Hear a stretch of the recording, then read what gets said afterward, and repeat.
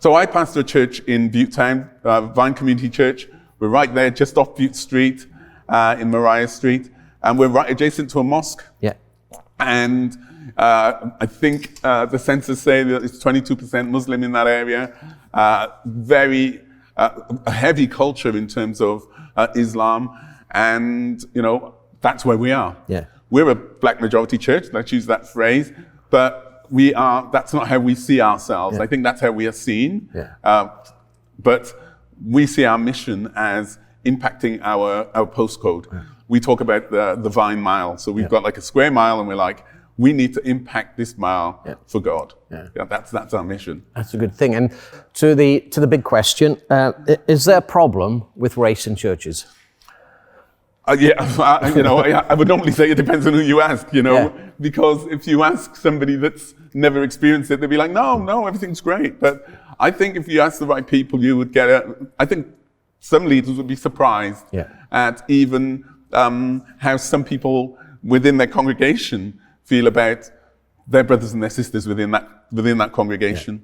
Yeah. So yes, there is a problem. And if we have racism in society, and if it is systemic in society, then the church isn't going to be exempt from that. No. Yes, because the church is made up of people, and people carry what they have to create church culture. And so, there is racism in church. Can I just say, there is a difference between what I would call prejudice and racism. We all have prejudice. We all have our preferences. Yeah. Racism for me is prejudice with power.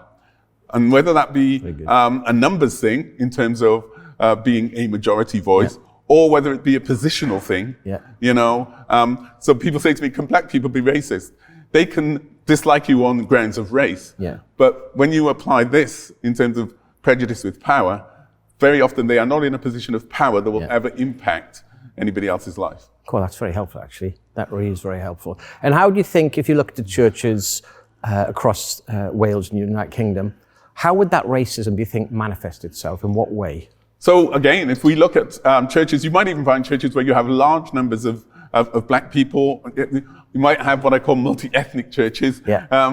And you then look at the leadership structure of those churches, and you look at the leadership, and you find that, the leadership is white, male, middle class in a lot of cases. Yeah.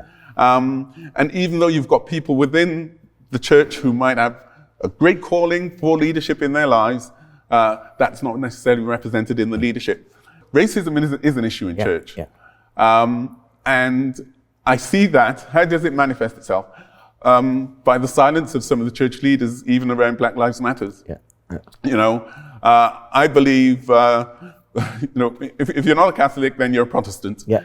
And the Latin root of Protestant means to protest, to exclaim, to proclaim. Yeah. And the church seems to have lost that voice. Yeah. We've lost it some ways, even where the gospel is concerned, but we've lost it where injustice is concerned. It seems like we are not prepared to protest and to shout out for that person. Yeah. Now, am I right? Do you sit on the council? Don't you? Some councils in Cardiff you sit on, and you speak into that council. Is there a place, do you think, where Christians should be speaking truth to power about this? And this is where. So at 18, I was blessed to be invited into a meeting, and that meeting then ended up being Gwent Race Equality Council, and to be there at 18, 19, and listening to the conversations was quite powerful. That was really powerful for me, and I was there as not just a black person. I was there as a Christian. Trying to bring the ethos of the love of Christ and the love of God into that situation. I think where churches are failing, it's not really just leadership. As church members, we should be putting our hands up to be on committees in our areas. We should be on school councils. We should be on parents' associations. Yeah. We should be the voice of Christ in all of those situations. Yeah. And on statutory boards as well, you see these adverts, the NHS are looking for, we should be there because we're not just bringing, our life skills and our lived experience, we are bringing the ethos of the love of God into that situation. Yeah, absolutely, absolutely.